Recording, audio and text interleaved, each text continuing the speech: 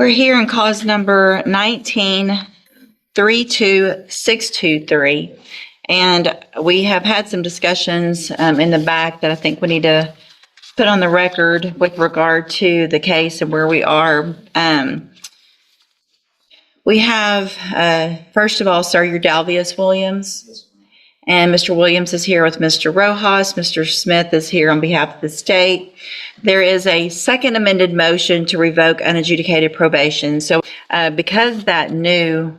What starts as a routine probation hearing instantly turns into a legal minefield. A rejected plea deal, new allegations, and a defendant facing the very real possibility of stacked prison sentences. This is Dalvius Williams, and in the next few minutes, you're going to watch how one decision in this courtroom completely changes the rest of his future. Stay with us, because the stakes here are far higher than they first appear. Of the new allegation, I'm not going to accept the plea agreement of the cap of 4 years because there's a new. So I will allow, if Mr. Williams wants to withdraw his pleas of true to 1, 2, and 3. I can go through those again and get pleas today on those, and then we can go forward with what we have today. And then if I feel like there needs to, it's my understanding, Mr. Smith, for today, you have witnesses with regard to proving up count 4 only. Is that correct? That's correct. So what we can do today, depending on what those pleas are, either way, we'll go forward with what we have because there's witnesses here. And then if I feel like I need to postpone the hearing to another date for the state to prove up more, then we can do that then. So, Mr. Williams, the best you can, I need you to raise your right hand, sir. Do you swear or affirm the testimony you're going to give in this hearing will be the truth, the whole truth, and nothing but the truth, so help you God? Thank you. You can put your hand down. And so, Mr. Rojas, what is y'all's position? Judge, I think after discussions with Mr. Williams, I think he would like to withdraw his plea of true to count number 3. Okay. So just to go back, count 1, Mr. Williams alleges that you violated your probation by failing to report to the probation department October 25th and December 15th of 2022. You had previously pled true that that was true. And do you want to continue to plead true to that count? Okay. And then count 2 alleges that you're behind in your court assessed fees as of January 4th of 2023 in the amount of $3,638. You previously pled true to that count. And do you want to continue with your plea of true to count 2? Count 3. This moment right here is critical. When the judge explains stacking, she's warning the defendant that sentences may run back to back instead of concurrently. In simple terms, if probation is revoked today and he's later convicted in the injury to a child case, those sentences don't overlap, they add up. This isn't a scare tactic. This is the court laying out the real-world consequences of rejecting a plea deal. Would you take the offer or roll the dice? Which was in the added in the first amended motion, alleges that you committed the offense of evading arrest or detention July 14th of 2024. You had previously pled true to that count, and do you want to change your plea of true in that count? You want to change your plea to not true? Okay, so we'll enter a plea of not true to that count. And Mr. Smith, I know you weren't prepared, I guess, for that, but have y'all had any contact with the officer? I would think that would be a one witness. It's actually several witnesses, Judge. Okay. They're going to serve a warrant at his house. There were 2 officers in the back that see him come out of the back of the house. Okay. Knocking on the front door, so we need both of them. Okay. Okay. All right. So we'll see where we get today then. Mr. Williams is on probation for possession of a controlled substance, and that, which was a 3rd-degree felony, correct? No. That's Yes. been, oh, it was as well. I've got the indictment pulled up from the injury to a child. That's a 3rd-degree felony. But that possession of a controlled substance is a 3rd degree as well. So the range of punishment is between 2 years and 10 years. And Mr. Williams, I also want to make sure you understand that if we go forward with this motion, and I do end up revoking your probation, then later, if the state does prove, so we have the injury to a child, that new case, if you're found guilty in that new case, then the punishment could be stacked. Do you understand?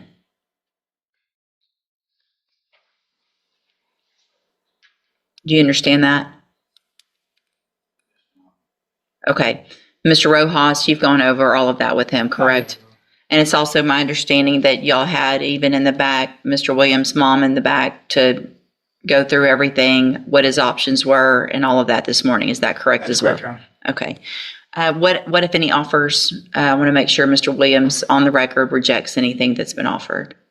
We had offered 4 years in this case, Judge, and he is rejecting that offer. Did that include an offer in the injury to a child? Actually, I offered 4 years in both cases to run concurrently. Okay. If he went today. Okay. He said no. And I told him that if he didn't do that, if we go to trial on the new one, I would move to stack that case on whatever he gets in this case, and the 4 is off the table in this case. Okay. I apologize, and I didn't hear what the last part. Did Mr. Smith talk about the 4-year offer for today to the possession of a controlled substance? And if he were to be tried in the future, if he were to be convicted for the injury to a child, that case would be stacked? Did you say? He would request it, and it's up to me. So anytime the state asks for a case to be stacked, it's up to the court to do that. So it's not up to a jury. If you go to a jury trial on that injury to a child, what would happen? Let's say you go forward today, we have this hearing. If I revoke your probation and give you any time in prison, then the next step would be to set that injury to a child for a trial. And then if you're found guilty in that case by a jury, then what the state is saying is that they would ask me then to stack that, whatever sentence you might get, if you get a sentence, on top of what happens today in the motion to revoke probation. Do you understand? Okay. And so your options are today, if you wanted to go forward with a plea in both of your cases, plea of true in that motion to revoke for a 4-year sentence, plea of guilty in the new injury to a child case for a 4-year sentence, with the agreement that those sentences would run at the same time. You don't have to do that. We've got witnesses here. We'll go forward with the hearing. Just want to make sure you understand what your options are today that you won't have after today, and what your consequences could be if you go to trial and if we go forward. And nobody's trying to talk you into anything. I just want to make sure you understand it all. Does that make sense? Okay, so you understand everything that's been offered and what you could do today and kind of where we're about to go, right? And so what do you want to do? True to the first, but not to the injury to the child. Okay, then we'll go forward with this hearing. So I want to make sure also for the record, What all I've reviewed, the original PSI, obviously from being placed on probation, is included with the updated pre-sentence report. Everyone should have that as well. And so when I went back through that, I just want to make sure that there aren't any corrections or issues with regard to that criminal history specifically that I'm looking at. Starts on page 1 and then carries on to page 2 on that pre-sentence, or actually it was a post-sentence investigation, I think. Y'all have that? Everybody's on the same page as me? Yes, ma'am. So it looks like there was adult misdemeanor history of 2 thefts back in 2013. Both of those were 30 days in jail. There was a theft of services in 2014 where Mr. Williams received a probation. That probation was revoked in 2016. That's in Rusk County. Possession of marijuana in 2014, Nacogdoches, 3 months in jail. A resisting arrest or search March of 2015, where there was a probation given that was revoked in 2018. There was then a 2015 failure to appear bail jumping case in Nacogdoches, 2016 burglary of a vehicle, 30 days jail, and then 2019 a resisting arrest again and an evading arrest also in 2019, both with 180 days in jail. Then the felony criminal history I show is a criminally negligent homicide from 2017, where a probation was given in 2018. That probation was revoked in 2020. Looks like that probation was revoked based on, and looking back on all of this, I'm not real sure other than what we were all thinking, but it looks like on January 10th of 2020, the probation was revoked on the criminally negligent homicide. There was a new offense of injury to a child that he appears to have pled guilty on and received a 12-month state jail sentence. There was another offense, new offense from January of 2019, an attempt to take an officer's weapon, also same disposition date of January 10th of 2020 for the 12 months in the state jail. And then there was this possession case that we're here from that same date. So it looks like he took some time on a couple of things and then got probation on the possession. Is that everybody on the same page as that? Yes, Your Honor. I did look back. I think because I have this information, I don't think it's necessarily improper for me to look at some of the information based on those cases. I do have a question specifically with regard to the injury to a child from 2020 that he pled guilty on. What is the relationship with, that was the victim in that offense? The stepson, Your Honor. So Ms. Broussard has other children Yes. that are not from Mr. Williams. At least one, Your Honor, yes. So when we went back through, Mr. Williams entered pleas of true to counts 1 and 2. This is where the courtroom tone shifts. The judge isn't just reading a rap sheet, she's identifying a pattern. Repeated probation revocations, escalating offenses, prior convictions involving children. In revocation hearings, the burden of proof is lower and history matters a lot. So when the court looks at this timeline, the question becomes, is probation failing him or is he failing probation? So I am going to find, based on those pleas, counts 1 and 2 true. Count 3 entered a plea of not true, as well as on count 4.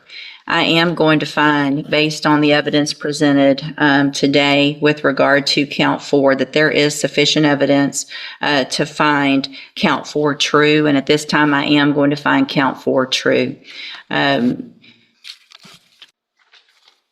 understand everyone's position. I think with regard to, there'd be different evidence, I would think, and probably more potentially at a trial. I'm not required to look at all that. And obviously the level of the burden is different. So count 4 is true. Mr. Rojas, you may proceed with argument. Judge, when we did the initial plea, we got the updated PSI report. And they were recommending that if probation were to be granted of ISF. Obviously, that can't happen with a new charge pending. He does have this new injury to a child that after speaking with the family, I don't think he's going to be able to bond out even if you were to keep him on probation.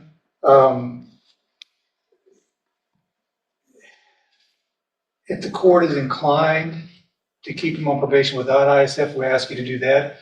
If that's not going to be possible, Judge, we ask the court to consider something in the range for the possession case, 2 to 4 years. All right. Thank you, Mr. Rojas. Judge, Mr. I Smith? believe his criminal history shows very convincingly that he is unable to successfully complete probation.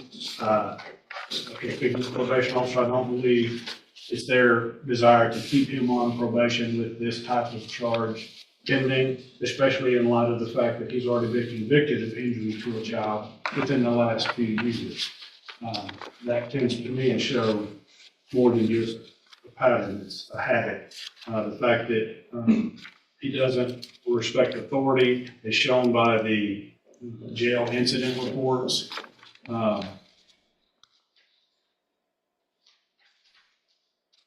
feel like he needs to be revoked in this particular case, and we're asking for no less than 5 years, somewhere between 5 and 10 years as punishment in this particular possession.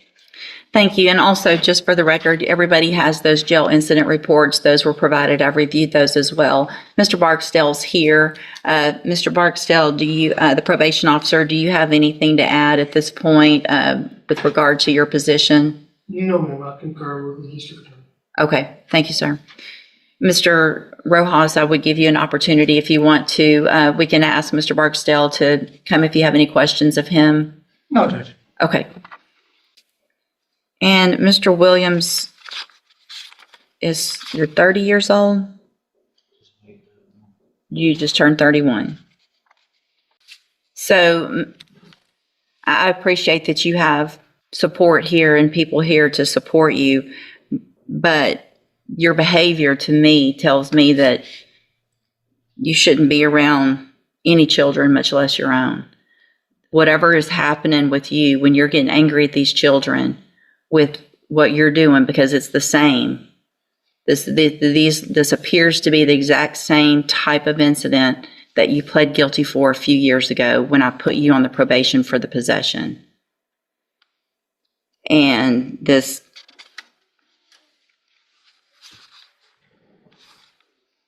it's ridiculous. You and Ashley both don't need to be around any children.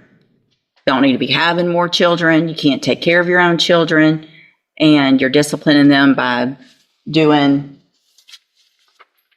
this. And I don't think there's any reason for anybody to believe that no one said these are scratches. That's not what the doctor said. If there are, they're adjacent to these other marks on the back of this 2-year-old. Going to find, again, that you entered your plea of true to counts 1 and 2, freely and voluntarily. Find those counts true. Find count 4 true. Find sufficient evidence at this time to find you guilty of possession of a controlled substance.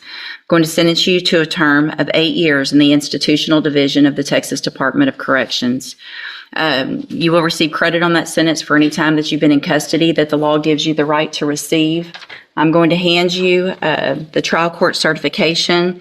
I'm making a notation on this because originally it was a plea agreement that when it was signed. I'm making a modification. Let me change it. This was not a plea agreement, so you do have some rights to appeal. I'm also going to hand you a written admonishment regarding, hold on a second, regarding your ineligibility to possess a firearm or ammunition.